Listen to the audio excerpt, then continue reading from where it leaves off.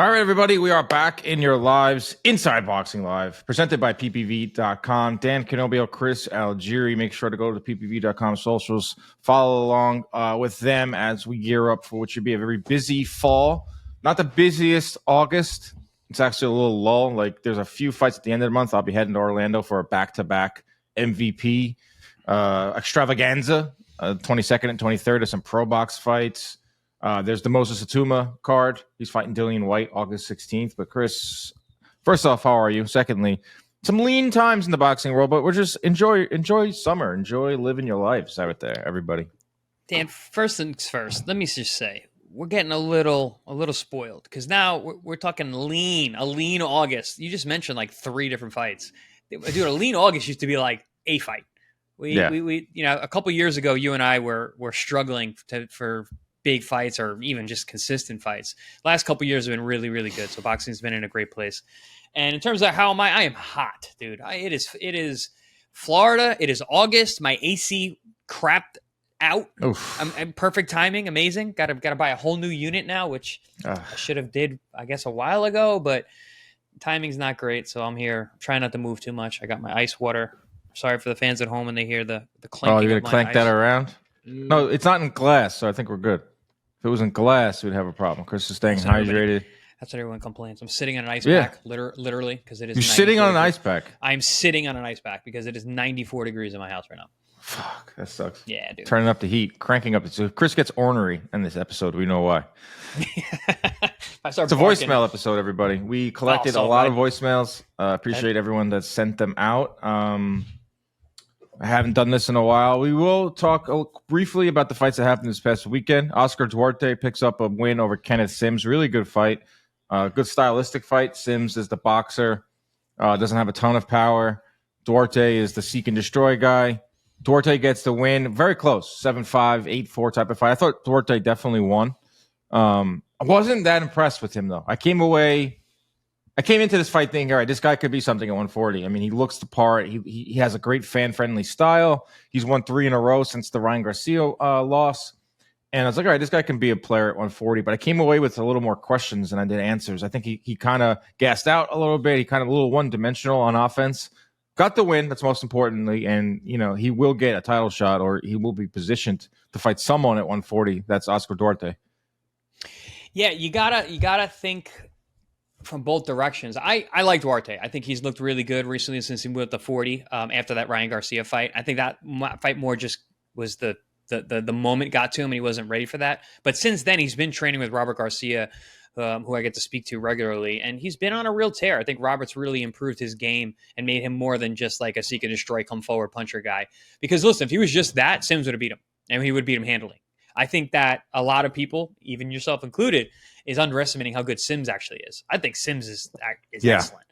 So when you get that kind of fight, 2 guys who are evenly matched that way, and you saw some of the holes in Duarte, he can be outboxed, but I think Sims is one of those guys who outbox most guys in a division.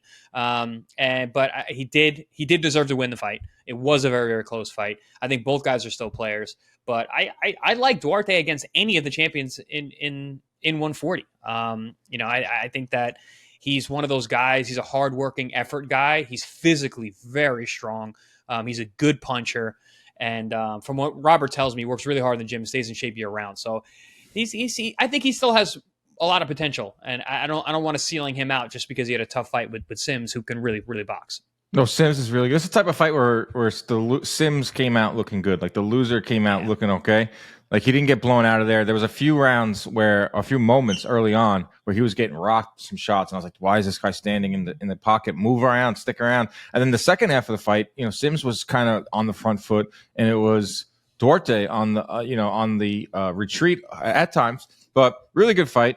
But at 140, I like to look at the ring rankings. I don't like once again, full disclaimer.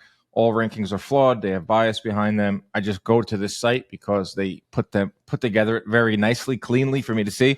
They don't have Duarte or Sims in their top 10. I think Duarte is in the top 10. But in terms of the champions that you just talked about, is Richardson Hitchens. There's Matias. There is Gary Antoine Russell. And that's it, right? At 140. in terms of champs. Yeah, Matias. Hitchens, Russell. Has the other belt? Does one of them have two? Teofimo, of course. Yeah. Sorry, I had it pulled up. Yeah, Teofimo's champ who is lingering. I don't know what division he's in. Yeah, Duarte makes fun fights with any of these guys because of his style. Like you could put him in there with Hitchens, that would be fun. Put him in with Matias, it would be a brawl. Put him in there with Puello, it would be awesome. Barboza, Paro, Russell, Martin, Dalton Smith will be fighting Matias, it seems like, in November. Good fights. And he has a good, he's got Oscar behind him. He's got the push. I love that they've put this fight in Chicago, too, which is Sims' hometown. Chicago is a great fight city. They just don't do enough fights there. Yeah, I mean, Chicago used to be a hotbed for the Polish fighters. So the big Polish fighters, the Galatas of the world, the Tomasz Adameks of the world, the Adam Konaski. Those guys, the Chicago was a second home for them. But you're right, it is a good fight city. It has good history, and it was a cool idea that they did that, and it was also cool because they made good fights. Like it was a good card. Like it was an entertaining fight. It wasn't like you think of like a normal Golden Boy card. It was kind of like, it was more like in the pro box, 50-50 matchups, good fights. Kind of because I look at, I know this is going to sound bad, but I look at Prograis and JoJo Diaz as sub-championship level guys now. Yeah. They're over the hump, but they can still make really good, entertaining fights as long as they stay in that lane. Like I don't want to see, Prograis jump and fight Duarte next. I don't want to see him fight Matias. But this is boxing. We probably will get that. I don't want to see JoJo Diaz with those guys. Emiliano Vargas called out both guys. I thought that was cool. That was cool of him. I think that's the right kind of movement to make right after you had a big, stellar win. Oh, we didn't speak about that yet. Fastest KO in the Theater at the Garden history, Emiliano Vargas. How about that? You put that on TikTok. I mean, he's a big TikTok guy. I see him all over TikTok now. He could put that fight, his entire fight, he can fit it in 15 seconds. Right on the app. When your whole fight's a highlight, when your whole fight's a replay, not even a highlight, your whole fight's a replay. That's awesome. Yeah, he's awesome. I mean, Vargas is, I know we're not talking Vargas right now, but he is, I have high hopes for him. I'm starting to get excited about what he can do for the sport. I'm getting excited what he can do for this sport, and if he could be the next. We need stars. We need American stars. And I have a lot of promise for him and Abdullah Mason for different reasons. But back to Chicago. Chicago giveth, Chicago taketh away. It's amazing fight city. It's an amazing city in the summer. I was jealous of all the Golden Boy people that got to hang out in Chicago for a weekend in the summer. But man, Chicago summers rule. Oh, so cool. Their commission had a tough night. In the Duarte Sims fight, one of the rounds was 2-minute round. They shaved off an entire minute, which probably benefits Sims because you're in there with a stalker like Duarte, but that's not a good look. And then over in the Prograis Diaz fight, there was a moment where Diaz got cut, goes over to the corner. The doctor steps onto the apron. The camera is right in their grill. And how many fingers am I holding up? Doctor's holding up 1. Diaz says 2. How many fingers am I holding up? Doctor's holding up 2. Diaz says 1. All right, he's good. And it's like it was a comedy routine, and if it was like I posted it and it has a ton of over 100,000 views on our Instagram. Like I said, oh, this is funny, but it's also sad, and I have a bunch of people saying this is not funny. And it's not funny. It's you laugh if it wasn't so dangerous. Right. That was a bad night. Listen, Chicago doesn't put on a lot of fights, so this commission's not used to these amount of eyeballs, these amount of reps. The timekeeper was rusty. The doctor hasn't probably done a big fight in a long time. I don't know the doctor at all. Maybe he does, maybe he doesn't. But all in all, Chicago, this is why you never leave Vegas. This is why you rarely leave California, Florida, New York. Because those are the big commissions that know how to handle fights. Yeah, and listen, it's like anything. Use it or lose it. If you don't have a lot of fights coming through there, guys aren't staying sharp. You get situations like that. You get people filling in that don't normally do that. It's a ringside position. It's like, oh, we're just going to grab anybody and just throw them in there. And yeah, and you get situations like that. And it's funny. I got a funny story. I mentioned Robert Garcia, who is the trainer of Oscar Duarte, and I've been speaking to Robert about Oscar. And Paulie and I were kind of joking, just like you and I were, about that situation. And then Robert kind of like, teaching moment was like, guys, this is actually a really dangerous thing. And he told his story about how he had double vision in his career. And it's one of the reasons he retired when he did. And he's retired 3 of his own fighters because he knows the telltale signs of when guys are having double vision. which then reminded me I had double vision when I broke my orbital. Mine, resolved itself as the swelling went down that was pushing on the optic nerve, which was causing the double vision. But during the fight, I had double vision. But for luckily for me, and this is interesting, Dan, we have different planes of sight, right? So the bottom half of my vision, if my eyes look down, I had double vision. But if I looked up, I could see straight. So I tuck my chin and I'm looking up through my top of the top half of my vision. So now I don't have double vision. I don't see 3 Ruslan Provodnikovs. If I kept my chin up and looked down, I would see 3 Ruslan. But did they do that for you in between rounds of the finger game? Yes, they did. But for the most part, I could see until I couldn't see much in the first round, and I couldn't see much in the 12th round. But the first round was just because it just happened, and I guess it just pushed my eye in or whatever. It was just very uncomfortable. And then the 12th round because it was actually shut. But my vision wasn't damaged. It was more just the obstruction from my swelling. But then later on, as the swelling went down and I quote unquote was healing, there was swelling behind my eye that was pushing on my optic nerve that lasted about 4 weeks. So I had double vision for 4 weeks.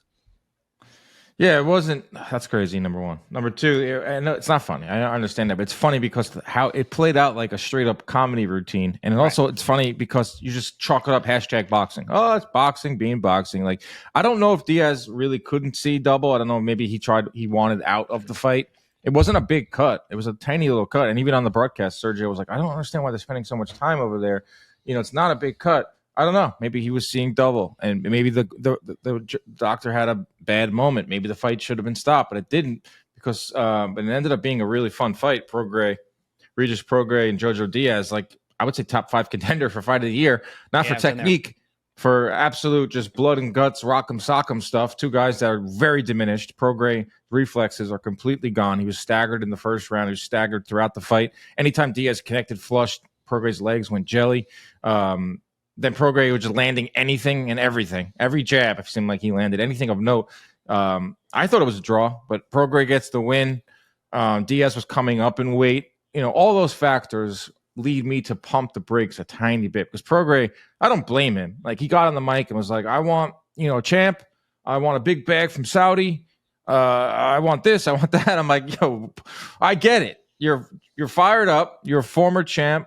You're coming off of it was very loud in there. Adrenaline's flowing, but we got to pump the brakes a little bit. Like this fight was amazing because both guys were of equal level right now. Like you put Prograis in there with any of these top 10 guys I just talked about at 140, I think he's getting knocked out.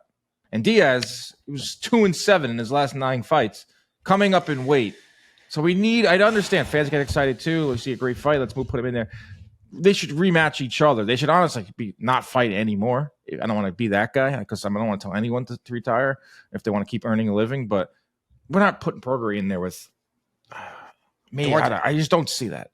Even Duarte. I mean, you said that he didn't really impress you, but he's a brutal puncher and he's young and he comes. I don't want to see Prograis with a guy like Duarte. That's a damaging fight. And like you said, he's not taking the shots well against. Let's be honest. JoJo Diaz is a 30-pounder. He fought on our cards over in Pro Box TV. He trained at the Plant City training center for Pro Box TV. He's a little guy.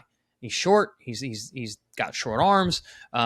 He's in these weight classes he does not belong in. And you got a guy like that who's hurting you and who hasn't scored a KO at 35 or 30 in a very long time. Was never really a big puncher. It tells you, man, that your punch durability. Your punch resistance goes down as you age. It goes down as you've been hurt more. It goes down as you had more and more fights. Your brain doesn't get better at taking punches as you age. So I agree with you. I'm not the guy who's going to say anybody should stop. I'm actually the guy that says anybody that wants to fight as long as they want, as long as they medically are cleared, it's up to you. It's your own brain, it's your own face, it's your own hands. You can do whatever you want. But yeah, I agree. I think these guys fighting each other is the next logical step for both of them. Yeah, do a rematch because it was really fun. See what's out there for Prograis. Like he's like talking, he wants a title fight like next, and he might get it. He very well could get it because he is a name, and no, I don't want to see that. Still fun, awesome fight, awesome, really fun night. Fight. I mean, won my bet too. I bet Duarte by decision. Bet with Yeah, Dan. I think betting decisions was a good idea for that card, because Yeah. Sims is I don't think Sims has ever been stopped either. Duarte could Yeah, it be was. fine. I mean, it was never plus stopped. 160 too, which is a really good number because the logic would say, "Oh, Duarte's is gonna get this knockout or should overpower, get a late TKO type of stoppage." But Sims is very durable, very tricky too. All in all, good card. Nice work by Golden Boy. Felt like these types of cards are slowly evaporating from the boxing landscape. A fight that's not in Vegas or one of these big cities, like a fight that has a bunch of 50-50 fights, not the biggest fight, but good stuff from Golden Boy. So congrats to them.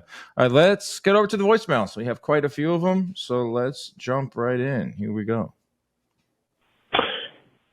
Hey, boys.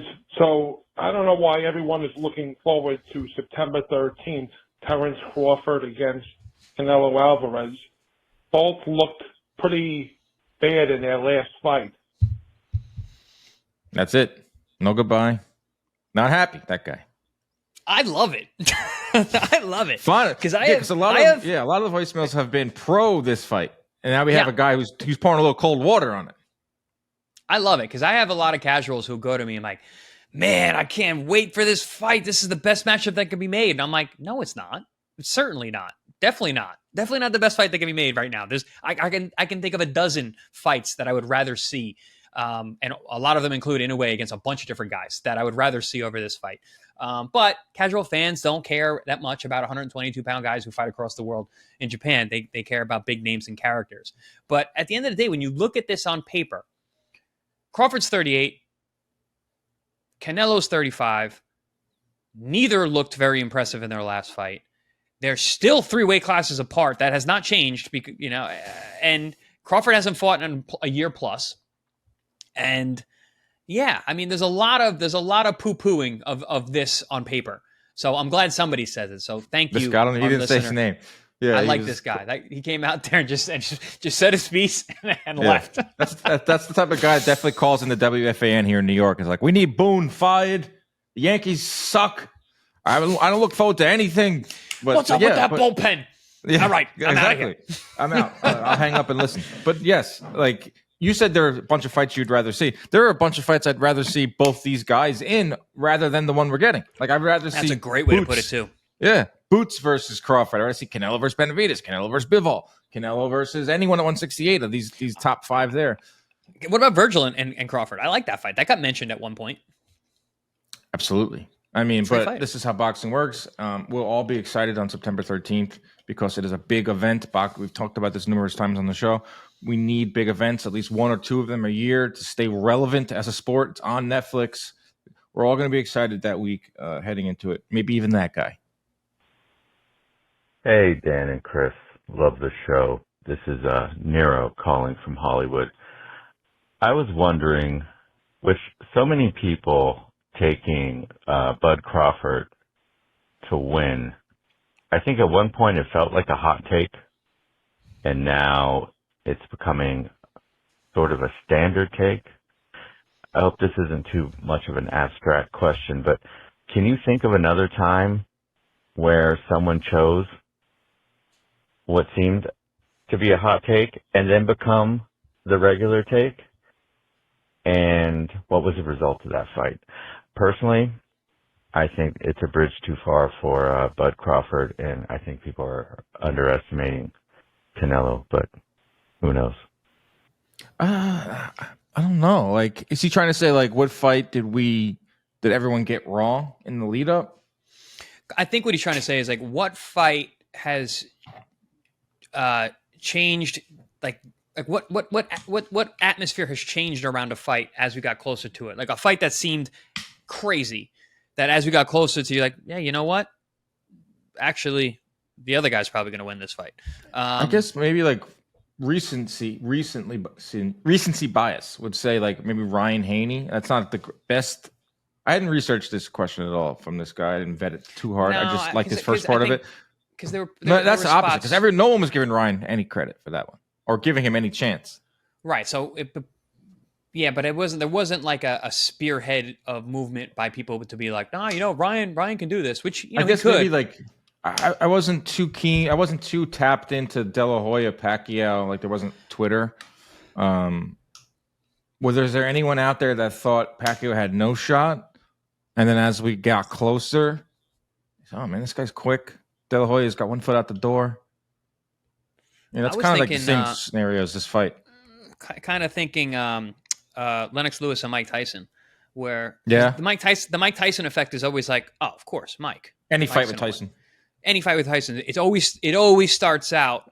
No, dude, it's Mike. I mean, Lennox is tailor made for Mike. He loves fighting taller guys. He punches up. He's great for that. And then there's going to be some people on the outside like, no, absolutely not. I mean, Lennox used to beat Mike in the gym when they were kids, and they didn't meet in the Olympics because Mike lost on the way to the Olympics. And Lennox is not going to be afraid of Mike. And Mike is, and then as you get closer, you're like, yeah, Lennox is a different animal.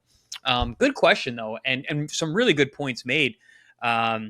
Because I even find myself being like, man, I can see Bud winning this. Like I might be leaning towards Bud at this point because Canelo looked so bad last fight.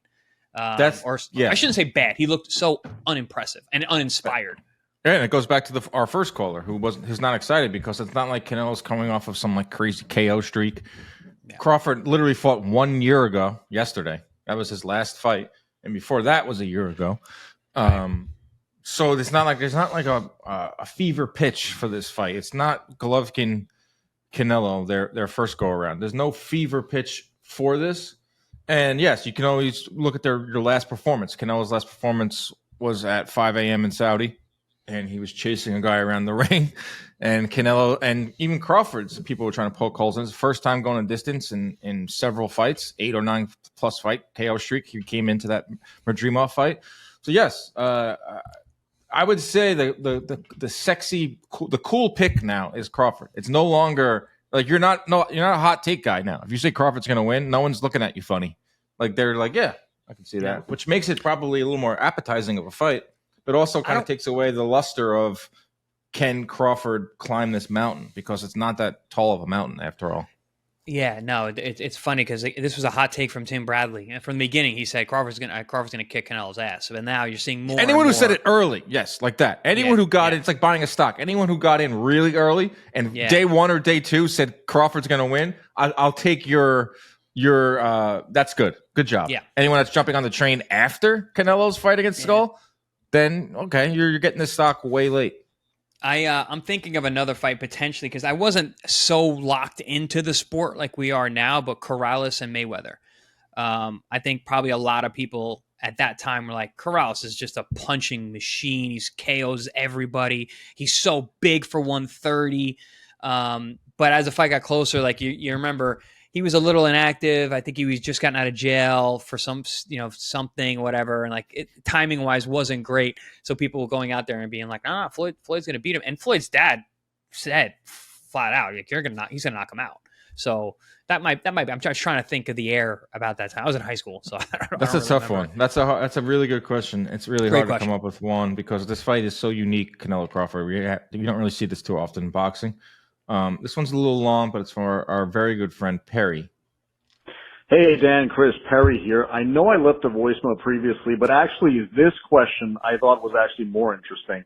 So long story short, Bivol actually did an interview recently. I think it was in a Russian media because he was very detailed about his breakdown of Canelo-Crawford, and he spoke of Canelo specifically. And basically he said he felt going into the Canelo fight that he could actually put Canelo out if he caught him with a punch that he didn't see coming. And that came in round 8, where Canelo with his high guard was trying to close the distance. Bivol feinted a step inside. Canelo opened up and he countered, Bivol countered him with a right hook, with a right hand right to the temple and spun out. And he fully anticipated that when he turned around, Canelo would be on the floor. And not only was he not on the floor, Bivol was like, I was shocked that his expression didn't even change. Yeah. And the second thing was the plan was not to be going to the ropes as much as Bivol did, and his corner was getting upset at him. But he said it was so difficult to consistently wrestle Canelo off. He said he's very centered and very, very thick on the inside, which makes it very difficult to wrestle. And he felt like he was getting tired, Bivol. So he decided to just stay at range and box him. And when he talks about the Crawford fight, he makes it very clear he loves Terence Crawford and he thinks he's the most skilled fighter in the world. However, he also pointed at Canelo's boxing brilliance, and he feels like that will play a key role, compounded with the size in this fight. He did say he's noticed a slowdown in Canelo's footwork. However, where he still sees Canelo at his optimum best is his ability to take a punch. And he feels like Crawford will start feeling the effects of not being able to face Canelo as the rounds go. And he has to lean with Canelo. Do you guys agree with that sentiment? I know you guys aren't doing predictions right now, but just what are your thoughts on Bivol saying that it was so hard to hurt Canelo with shots he couldn't see, and also wrestling Canelo? He says better be and Canelo have been two of the physically strongest fighters he's fought. Just curious, guys. Thanks. Perry, always coming with the heat. Good question. Great points. And I'll tell you this as someone who sparred with Canelo. Everything that Bivol was saying is absolutely true. And it's not so much about hurting him, but he said a key point, hitting him with a shot he doesn't see. Canelo's awareness is very, very good. He's hard to hit with punches he doesn't see, especially with the style that he employs. That high guard, you see everything coming when you're like that. And he's got very good hand position. I was very surprised sparring with him, how good his hand position was, his hand discipline, and his ability to pick shots off and move and catch and be smooth. So he's a very difficult guy to hit with punches that he doesn't see, which makes him a very difficult guy to hurt. He obviously has a very good chin. But yes, physicality-wise, and I was a good wrestler. I was always good, fighting guys on the inside. Canelo was extremely well balanced. He has a very strong base. He was never off balance when I was sparring with him. His ability to maintain his footwork and close the distance was really good. And even off of defense, getting him to move and push him off. And I was trying to push him and move him at times as well. Very, very physically strong. And this was years ago. He was still really young when I sparred with him. So all of that being said by Bivol, literally as you're going, I'm like, yep. Because I know it firsthand. It's one of those things that's hard to see from the outside looking in. Good job, Perry. Listening to Bivol. But, good job, Perry, of paraphrasing Bivol's. For finding and bringing it to us. Thank you. But that's a really good observation by Bivol, which isn't surprising. I will say this though about Crawford and the punch that he doesn't see coming. Yeah, speed is Crawford's way to win this fight, but he's moving up. He's gonna be fighting at 168 for the very first time at age 38. I think he'll still be quicker than Canelo because Canelo's just not. No, that's not Canelo's game. He is fast, Canelo. Don't get me wrong, but speed would be on the edge of Crawford, even at 160. So that, I don't think Crawford's going in there. I'm going to stop this guy. Crawford's going in there saying I'm going to outbox him. He might be. Crawford might. He might be thinking that. For best chance to win, best way to win, would it be to outbox him? Yes, but I think he's going to, and Bivol alluded to this, I think he's going to have to hurt Canelo or make him think twice about something. And I'm just not sure he can do that. That's what I mean. That's come on. The guy's fighting at 168 for the very first time. Canelo has a granite chin. One of the all-time best chins ever. Yeah. From riding horses, according to Jim Lampley, is getting on the saddle of those horses. Somehow connects to your chin. That's strong base. He's got the strong base. No, it does. I could see the correlation there. But the chin doesn't matter. Listen, if you get touched on that button and this thing goes away, it doesn't matter how strong your legs are. I've said this once. I'll say it again.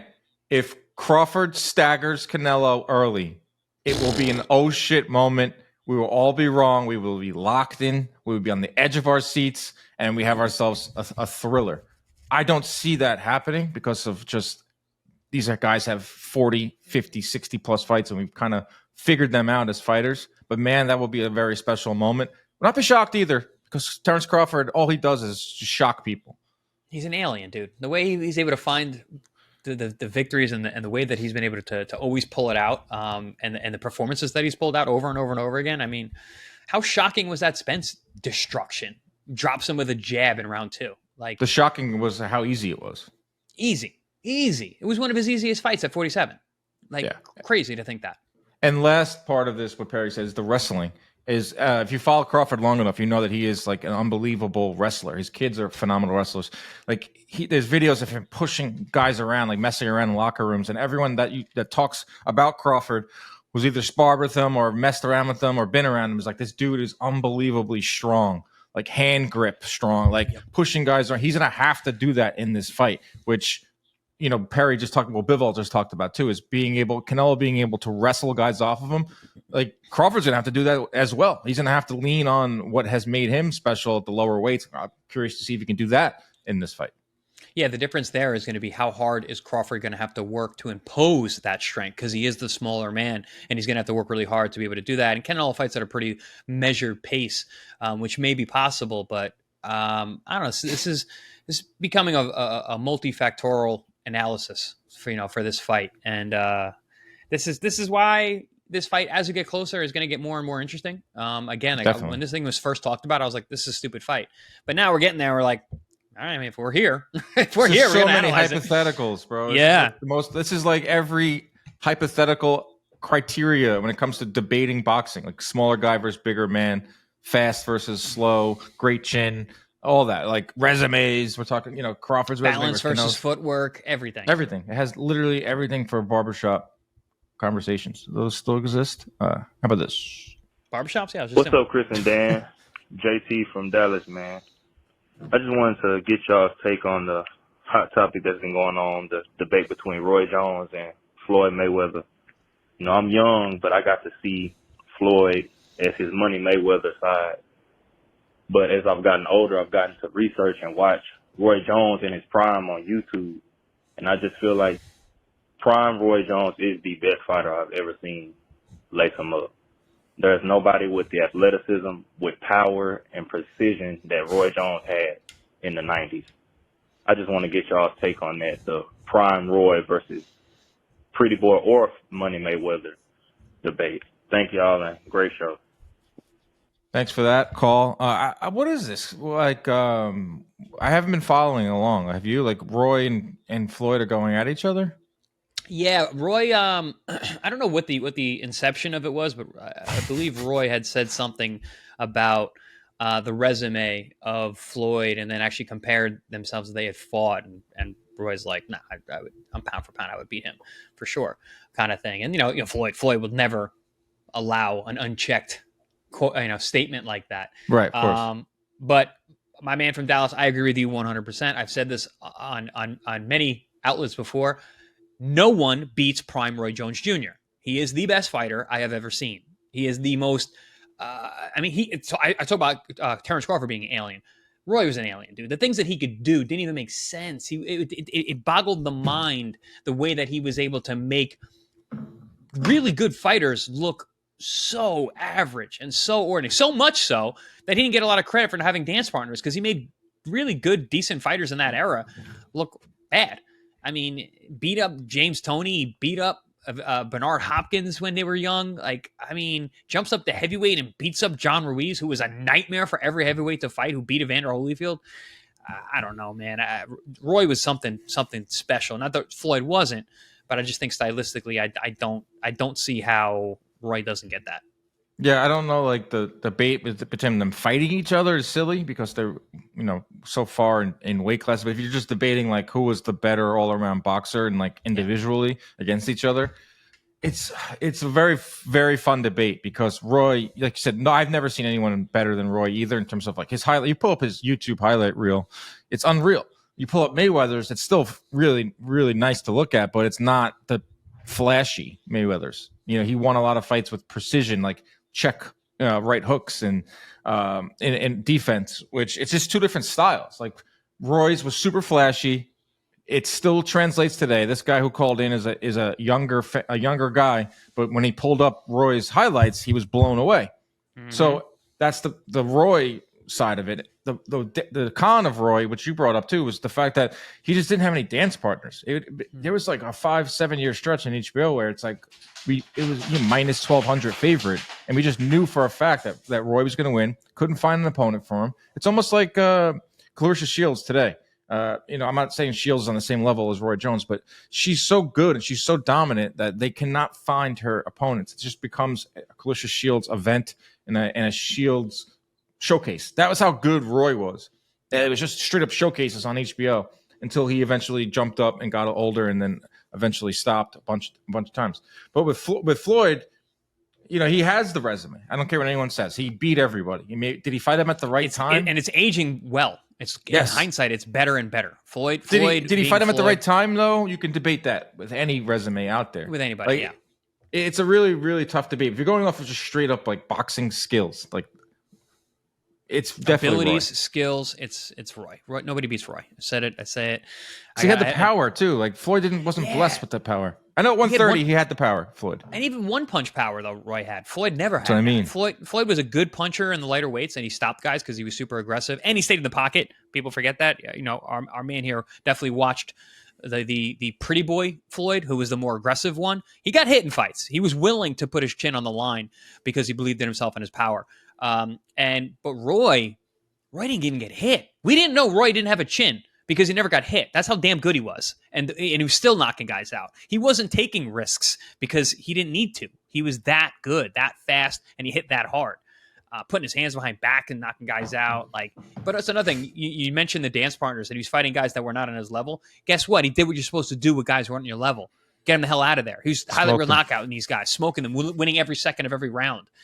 Roy is something different. I hate that our generation or this next generation only knows that Roy you mentioned, the post John Ruiz Roy. Yeah. If he think about this, Dan. He retires at John Ruiz. What are we talking? We talking best fighter who's ever lived? Yes. I said there's an alternate universe out there where he did. Yep. But he didn't. And that's or even if he beats John Ruiz, then goes back down to 75 and squeaks by Tarver. Yeah, doesn't get knocked out. Doesn't get the rematch where he gets starched in 2 rounds. If he just squeaks by and goes, hey, you know what? That's father time. I'm getting old. I should beat this guy a lot easier. I'm done. You know, Tarver, you got next, bro. Go ahead. Boom. We're talking about Roy as possibly the best fighter who's ever lived. Yeah, that was 2003 when he lost to Tarver. 2004. He was still fighting in 2012. A part of me died that night watching Roy get KO'd that way. I told that to Tarver when I only met him this past year at an MVP event, calling fights with him. I was like, you ruined that night. I'm sorry. Yeah. He thought I was like serious. He was like, oh, I'm so sorry, man. I was like, I'm just messing around. But like, for people who don't know, Tony is one of the coolest guys out there. Oh, he's awesome. Awesome. That's the only thing with Jones is he stuck around really long and he had some just horrible losses. Not just the Tarver fight, just the next 5-7 years, and Floyd left on top. So you know, there's a lot of fans out there, maybe casuals, who are like, "Oh, Floyd's the greatest ever." Like, you know, he's 50-0, blah blah blah blah blah. Never lost. So I understand the debate. Yeah. No, all right, here was another one. Hey guys, so my question's regarding Jake Paul. Not a fan whatsoever, which is not shocking. But this is neither kind of here nor there. My question is, you know, I hear a lot of people like Canovio and other boxing people like Chris Mannix saying things like, you know, Jake Paul's good for the sport. He brings attention. He brings eyeballs. He's bringing in new fans. And if that's happening, great. But from what I'm seeing, he's not doing well pay-per-view wise. You know, like the Mike Perry fight did like terrible numbers. They're saying this Chavez Jr. fight did terrible numbers. His only pay-per-views that did well were when he fights UFC guys like Nate Diaz, but the people buying those fights are primarily Nate Diaz fans. So, you know, obviously the Paul-Tyson fight did well on Netflix, but that was Mike Tyson. Tyson could have fought anybody, and millions of people would have watched. So, obviously, I know Canovio is a little bit biased because you get paid, you work for MVP.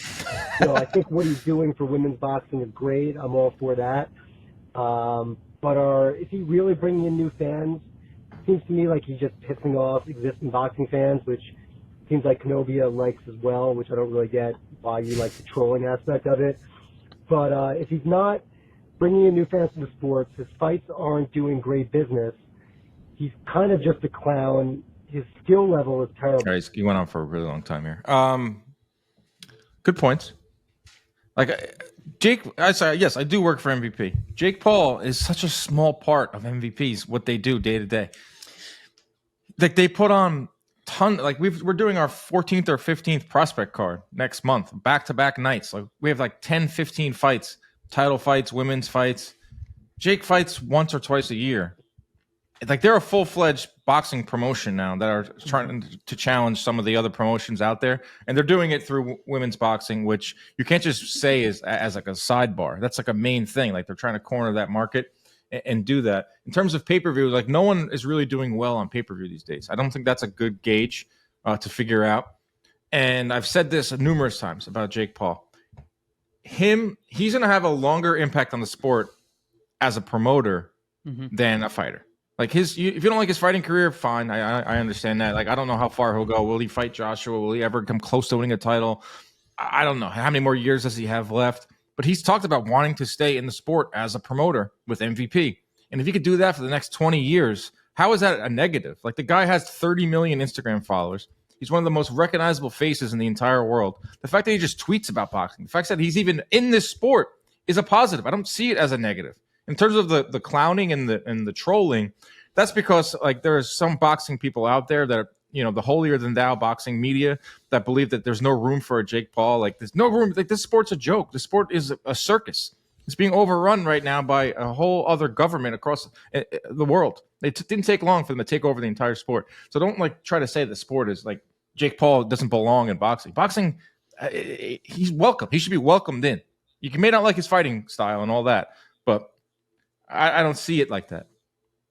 And I've been having this conversation for a while where people will be like, I remember a buddy of mine, an old buddy of mine from high school even was like, hey man, Jake Paul's great for the sport. He's bringing in new eyes. And I agree. I'm like, is he really? And especially this is in the beginning when he first started fighting. Cause I'm like, because those cards back then or when he was fighting were so low level. I'm like, well, the new fans are now being introduced to bad boxing and that's not good for the sport. But the adjustment that has been made recently, you said it perfectly.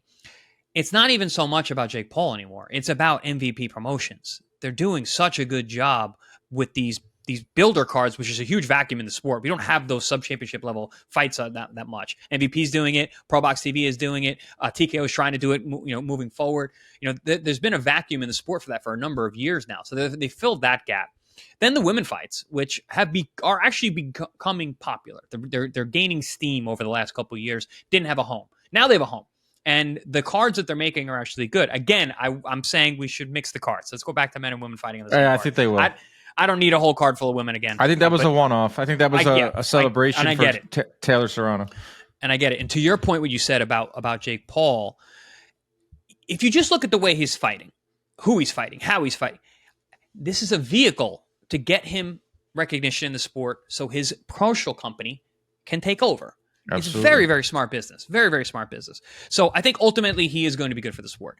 And I think he's pissing off the old heads, which I get, and it happens. It transitions. Like, what are we doing? Well, I get you. But I know what's funny. I just watched the Christy Martin documentary again the other night. And guys, everyone listening, if you don't know how good Christy Martin was, go watch that documentary and watch her highlight reel of knocking her movie's girls' coming out with heads Sydney Sweeney. Yeah, that too. So that should get more play. Knocking girls' heads off. She could really fight. She's really a big fan of Jake. And I bet you in the 90s when she was fighting, a lot of old heads are like, what the hell are we doing putting these women on these undercards? And I'm not saying like because of how women, I'm saying like that was Jake Paul then. Like, what the hell are we doing with this YouTube guy on a main event? And I've likened him to Butterbean before, where it's like, it's not high level, but he knocks people out. It's entertaining. You put him on the card, except now we just inverted it. He's at the top of the card and not in the undercard. Because of his ability to get people to care, marketing. I think that's another thing too fighters should look at. How come Jake Paul's at the top of the sport? I've been in the sport for 10 years because people give a shit one way or another. They either love him or they hate him. He's built up a fan base through marketing YouTube channels. I think a lot of fighters have their own YouTube channels now. Like Lamont Roach is a great example. He streams every day. He builds his community. So Lamont's different though because he did it the traditional way. He became Instagram famous later. I get it. So Ryan Garcia is a guy who was, he did it the amateur background, of course, but he was social media famous before he got to the championship, the high level. Jake Paul's another one of those good guys. Fighter. Good amateur, Ryan. Again, good amateur, very good fighter. Probably never going to be a world champion, but he's going to be in championship fights, and he has been. Jake Paul, different. Listen, there's so many ways to get to a title. There's the way I got to a title was very different than other people's, more traditional grassroots, selling tickets. Jake's doing it the way that he can because of the vehicle that he has, Yeah. and his vehicle is what he's created. So you gotta give him credit for that. But in terms of going back to what I was saying about that point about the Christy Martin and Butterbeans that were on the undercards, my grandfather hated Butterbean. He's like, what is this bullshit on the undercard of Mike Tyson? I want to see Oscar De La Hoya fight a great fight against Felix Trinidad. I don't want to see this fat guy go knock out a guy who's half drunk. Yeah, so the old heads are always going to be mad during the transitions. I get it. Yeah, I get it. But I think ultimately we're moving in a very positive direction. Yeah, I think Jake overpowers a lot of the good that MVP is doing. Like I've been with them since day one. They've hired a lot of good boxing people. The grassroots club shows do not make money, and we've done 14 or 15 of them. To build stars, that takes a lot. But I get it. Jake is gonna, even today, he just put out a statement that he's gonna start suing people that claim his fights are rigged. Like that's not gonna win over the public. I know that's like something that he wants to do for himself, but that's not gonna get him any more fans or anything out there. But ultimately, he also loves the sport. I think that's genuine, and I think that shows. Too. Bro, when he was doing his podcast, he doesn't do it anymore. He'd have Benavidez on the show. He would have fighters on the show. He would just tweet, "Oh, I'm watching the Usyk fight." That's good. Like the sport has dwindling eyeballs. The sport is dying. And then this guy who's popular, love him or hate him, he has a huge following, likes the sport, likes being around fighters. I've seen him, definitely dedicated to it. And he has a company that's doing really good things. I get the hate. I get it, but he's doing a lot of good as well. I'm not just saying that because they pay me. Okay? I said that before they paid me. How about that? That's why he got hired. Hey guys, big fan. I is. want to talk about the Top Rank thing. I have a theory for why there's been no deal yet. I think you guys are a little pessimistic on it. What's holding it up, I believe, is the UFC TKO boxing deal, which will be bundled together. I think all of the networks are waiting to see who gets that deal, which is going to be like a massive multi-billion-dollar deal because it's also got the UFC bundled in it. And I think Top Rank is going to have to wait until either that deal's done or some people fall out of contention, some networks or streamers, before they get a new deal. And they'll probably get whoever loses out on that because that's just TKO boxing bundled with the Saudis, bundled with UFC is obviously a much bigger deal. Yeah, I agree. We talked about this last episode. It's kind of been what's, and it hasn't been all that secret either that was the issue or one of the issues. But there's a lot of things in play. That's one of them. I had some pretty big meetings this weekend regarding this kind of stuff. I really can't say a whole lot, but that's part of it. But that's not all of it. But TKO being out there, yeah. I mean that's definitely a thing. But some little things that I've heard is that ESPN doesn't want to be exclusive to one entity again. They don't want a straight up exclusive deal like they have with Top Rank. So they might be a little skeptical to do an exclusive deal with TKO. But another thing, this is a behemoth. If TKO can say, we'll give you a new UFC deal, which is up soon, and that's massive, and we give you, Friday, Saturday programming with this boxing. It's not the biggest fights. They're going to be this league or whatever, but it's going to be compelling, and most importantly, it's programming, which with every network is looking for right now, especially ESPN. They have to fill in those hours. So yeah, I definitely agree. Like once that first domino falls, which is TKO, and they find a network, then Top Rank should be able to find one as well, or figure out what they're doing next. Just so you know, it's not going to be about dominoes and the timing. The deal will be done before the first domino falls. But Chris has all this insider information, doesn't want to share with us. That's when we're going to find out. We'll put it that way. Okay. All right. Insider over here. Schefter.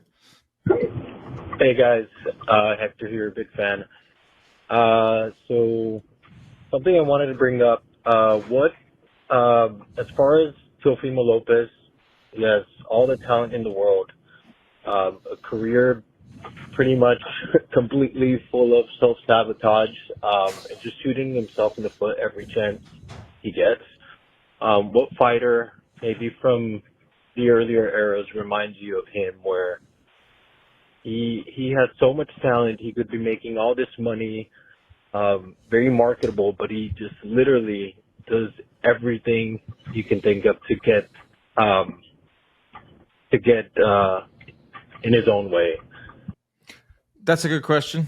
I vetted this one. I was starting to think because I wouldn't be sitting here thinking of one. It's hard to think of someone that does the self-sabotage because we're living in a new era now where you can tweet your thoughts. You could put out videos eating a banana like Teofimo did. You can constantly shoot yourself in the foot via social media. I can only think of guys that were lazy or guys that just didn't train hard. And I was watching a bunch of Riddick Bowe videos. I got on Riddick Bowe TikTok and Rock Newman saying that the guy just gorged himself with food. And Riddick said it himself. I couldn't stop eating. Came in like 15, 20 pounds heavier for the rematch with Holyfield. We've heard that story. I'm sure you know dozens of guys like that who had all the talent, were just lazy. I don't know about a guy that self-sabotaged their career in terms of like bad business. I'm sure there are some out there, but Riddick Bowe was a good one because the way he handled that stripping himself of the title and being like, I don't need this. Dumping it in the garbage was such a bad PR move. Great picture though. Yeah, iconic, legendary photo. Even. I'm trying to think of some other guys. So it can be related, but one that's funny because it actually worked out for him really well is Arturo Gatti. He loved shooting himself in the foot from getting super partied and doing partying a ton and doing a ton of drugs to attacking his significant others to attacking police officers. Well, it's probably made him a better fighter. To getting into a car accidents, like a bunch of things that got in his way that were based around his partying, I would imagine, but also his anger issues. He's a guy that demons that consistently shot himself in the foot.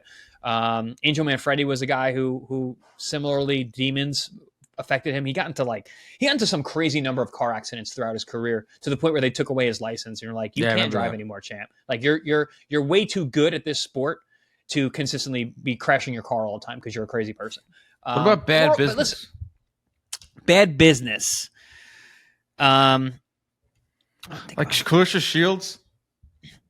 It's working out for her. But she was on Showtime. I remember she did like one of the best numbers on Showtime ratings a couple years ago. Like right out of the Olympics, she was headlining on Showtime and doing like, I think she did like 500 million viewers.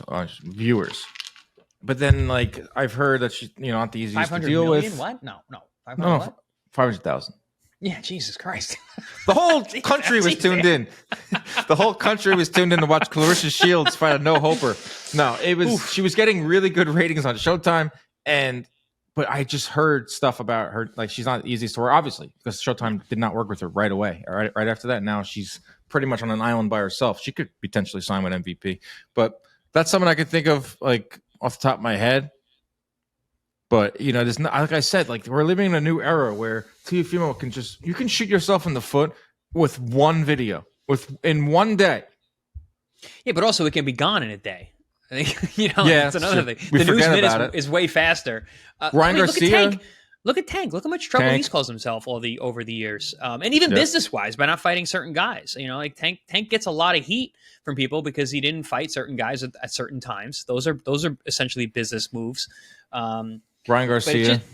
It seems way more. Yeah, but Ryan Garcia, I don't know. He wants to fight though. He's beefing hard now with Oscar. Ryan has done something really smart. He's signed a deal with Kick, which is a streaming platform. So it's basically he's just him. Like Ryan Garcia goes to the mall and they just follow him. And he gets 1 million views and gets paid. Right. Yeah. Oh, Ryan Garcia goes to this. Ryan Garcia goes to that. He's streaming with other streamers and stuff. But apparently Oscar called him up and he was screaming at him. He was like a party while these girls are around. Oscar's on the phone. He's clowning Oscar in public. And Oscar, I think it's been a great partnership between the two. I was going to say, I don't think that hurt him at all. I think it's now his public beefs with Oscar have not hurt his career. And I think they've both gotten like a lot out of the partnership. It's where I think there's one more fight left, according to Ryan Garcia, and Oscar has built him up. New age Oscar. Oscar's the golden boy for a reason, and it's not just because he's got a left hook of gold and a jab. It's because he's got an aura about him that you want to see everything he's doing. Oscar De La Hoya could have done laundry in the 90s, and 1 million women would have tuned in. Ryan Garcia has that same power. But obviously, Oscar was so much better and way more accomplished. And that's something Ryan said too, is Oscar doesn't respect me as a fighter. It's like, dude, like, do you even respect yourself? Like, you're putting half-ass efforts in. You're doing PEDs. Like, the last fight, what the heck was you're that? Drinking a whole camp and fight week. That's what I mean. Fight week so, is like, crazy. You both have done a lot to hurt the relationship, and you both have done a lot to help it. Like, I think Golden Boy's done a phenomenal job building Ryan Garcia up, and I think Ryan Garcia's done a great job of building himself up as well. I think we have one more. Hi, this is Cali Pacheco from Fresno, California. And one of the topics that I would like to hear you guys talk about is how the sport of boxing has evolved from just 20 to 30 years ago. I constantly hear people, boxing fans, talking about how boxing used to be more aggressive, more toe-to-toe, and now how the sport has evolved more of a chess game. So if you guys can talk about that would be great. Thank you. What do you think? He's pretty much saying like the sport back the 15-round era was a little more brawler, and now we're seeing more defense first. So I'm gonna go off this. So there's obvious shifts throughout the timeline of boxing errors, and the shifts come from fighters, from standout fighters. In the 70s, you had Ali. Right? You had Ali, yes. And then, so what happens is, if you look at the 1980 and 1984 Olympic teams, they all fought like Ali because that was the premier guy. They all had that little shimmy, that snapping jab, that movement, that little shuffle. Everybody wanted to be like Ali. And then in the 80s, you had Sugar Ray Leonard, and now you had a guy who was flashy like Ali, but man, he was a puncher. So then the 90s, we start seeing more guys that are fighting in that way. Oscar De La Hoya comes up. Oscar De La Hoya, who has more of that style. Yes, he's got that little bit of that shuffle, that Ali shuffle. Yes, he's got that brilliant jab, but he had a left hook from hell, and he's looking to knock you out. And he knocked everyone out when he turned pro, which is coming from that Sugar Ray Leonard. Then we go into Floyd, and we got Floyd, and Floyd is much more of a boxer. He's protecting the O. We had a generation of guys protecting their O that had to stay undefeated. It was the era of the undefeated. I think we're leaving that era. I think that we're seeing more guys willing to take risks, guys who are not protecting their O's anymore. And I think we're actually entering a phase where we're going to see some really good fights, where guys are actually biting down and fighting. And we're seeing a little bit already. We're seeing it a little bit already, I think. So I think it's more of just where you fall in the eras based on who was the star of that era. Really good point. I mean, why wouldn't you? We see this in baseball all the time. See it in other sports, like the 3-point shot now in basketball is so prevalent because Steph Curry changed the game, and now everyone is hoisting up 30+ threes. Baseball, you see it all the time in analytics. Changed the whole sport. You copycats. Football, we see the same thing. Wildcat offense was a big thing for a while, and boxing is no different. So if you see a Floyd Mayweather who has made it to the top and is making highest paid athlete in the world. Highest paid athlete in the world. Athlete, guys, not boxer. Highest paid athlete was Floyd Mayweather at the time. And you're in a gym and you're a fighter and you've dedicated your whole life. This is what I'm doing. You best believe you're going to start doing a shoulder roll. If it's good, bad, or ugly, you best believe you're going to start doing defense first. And it's been 10 years since Floyd fought in his last meaningful fight. The last Pacquiao fight, a Berto fight, and then McGregor, 2017. It's been about 10 years. So yeah, I would like to see boxing get back to a little more offensive minded. I don't think it's going to be full-fledged brawls. I know that that's like the thing now. Tom and Jerry fights need to go away. I want to see blood, guts, and all that stuff. I would like to see a little bit more of a balance. Like, I'd like to see less defensive-minded fighters and a little bit more risk. Let's avoid May 2nd and Times Square, where it was all 20 punches around. Let's find, let's see what comes next in terms of the style out there. Well, I think you mentioned the 15. You mentioned the 15 round. His style's fun. Style's very fun, but it's so high level. Yeah, who's going to do that? You're going to need so much amateur. You have to start boxing when you're 5, and you're going to have to be at a very high level from your teens on. It's a really difficult style to mimic. That's why I didn't mention Manny Pacquiao, because he didn't move the trends, because you can't fight like him. Yeah, that's why I didn't mention Roy Jones.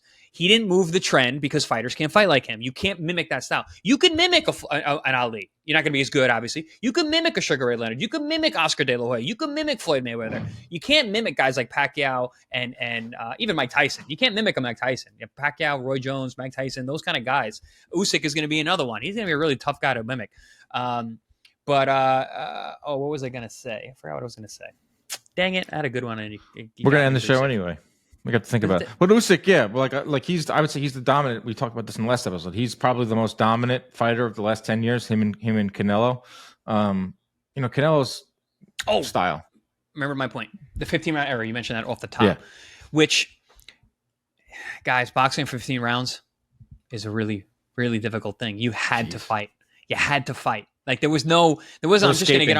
not gonna box easily to a 15-round decision. You're going to have to fight. And that's why those fights probably were a lot more brutal. From our friend here who called in.